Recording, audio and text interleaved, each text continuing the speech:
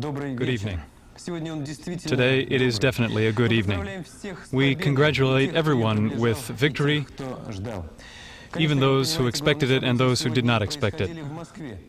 Extraordinary events today occurred in Moscow. Late last night, President Gorbachev and his family returned to Moscow. You have probably already seen or heard on radio his interview at the airport. Today he made an address to the Soviet people. Dear fellow citizens, I, appearing before you now,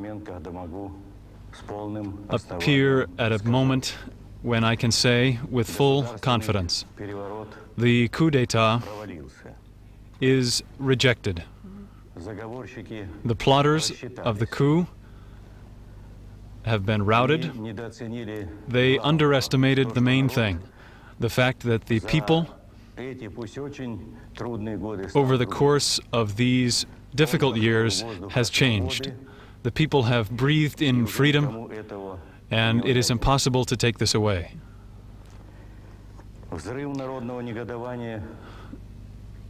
The explosion of popular disapproval met this attempt to take over the state, which was trying to restore a totalitarian regime. They attempted to do the most horrible thing, to turn the army against the people. But they were unsuccessful in this as well. Many commanders and soldiers, the majority of soldiers in entire units, refused to fulfill their orders. Remaining true to their oath, they defended democracy. When on August 18th, 4 of the plotters came to me in the Crimea and presented me with an ultimatum, either to surrender my presidential powers or to voluntarily turn them over to you, or to sign a state of emergency order. I told them then, you are adventurists and criminals. You will destroy yourselves and create incredible harm for the people, but this will not stand. The people will not stand for your dictatorship and lose everything we have gained in the recent years. Think about this. This will all end either with, if this ends in civil war and bloodshed, you will be responsible. I rejected all of their pretensions. Then they surrounded my house with soldiers and military forces where I was on vacation by the sea, and created psychological pressure on me. I was totally isolated from the outside world. Apparently their intention was to break the president psychologically. I understood this especially well when I became aware of the contents of the press conference of this so-called State Committee on the State of Emergency,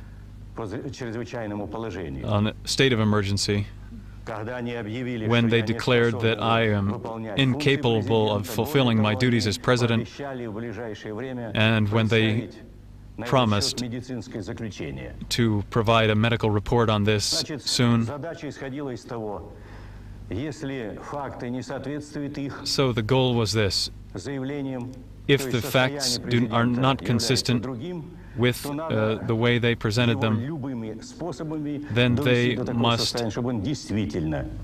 Their goal was to take whatever measures were necessary so that the president would be in that position psychologically. For 72 hours, I had no idea what was happening in the country. The plot is foiled, the adventurists are arrested, and they will undergo strict punishment. But blood was shed. Defenders of freedom have fallen. I express my deepest sympathy to the families and friends and loved ones and colleagues of these people. Their names should be remembered on memorials. I want to thank everyone who risked their situation, their personal freedom, and often even their lives, to become the first defenders of the constitutional system, defenders of the law and human rights. First of all, I would like to note the outstanding role of the Russian President Boris Yeltsin, who became the focus of the resistance to the plot and dictatorship. Also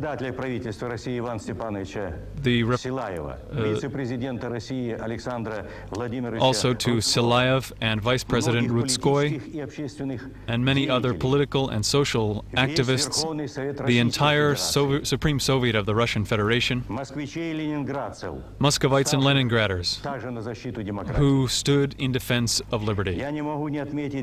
I cannot leave without mention the corps of journalists who fulfilled their journalist duty in this difficult hour. In these difficult hours, they infallibly chose who to side with, and they did not cooperate with the usurpers.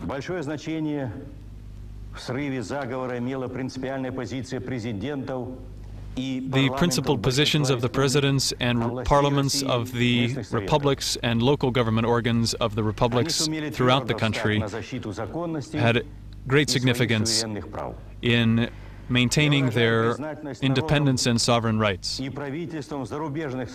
I thank also the representatives of foreign states who, in these critical hours for us, advocated freedom for us, supported the legal government of the country. What has happened in these days is a great lesson for all of us, a hard lesson. It's a terrible lesson. And we must make all the necessary conclusions from these events in thinking about international, inter-ethnic relations, relations between center and republic, in our spiritual and moral policies. What did the coup plotters rely upon? They were hoping that the people were tired of life, that the crisis would considered, that the financial situation was getting to them, that they would not tolerate any more crime. People are dissatisfied with these things, and they are right, but the coup plotters exploited this rather than attempting to resolve these problems in accordance with the law and not by dictatorship and violence. We must more thoroughly and more quickly proceed on the path of reform. Tomorrow I will meet with the leaders of 9 republics. We will discuss everything. We will come up with urgent measures, an immediate plan, methods of action and cooperation, and agree on cooperation in the interests of the country and peace.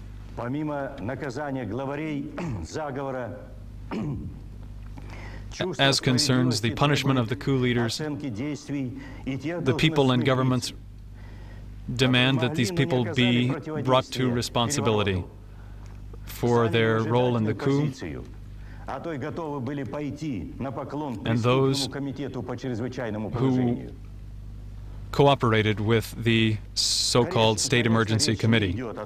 We are not talking about persecuting these people.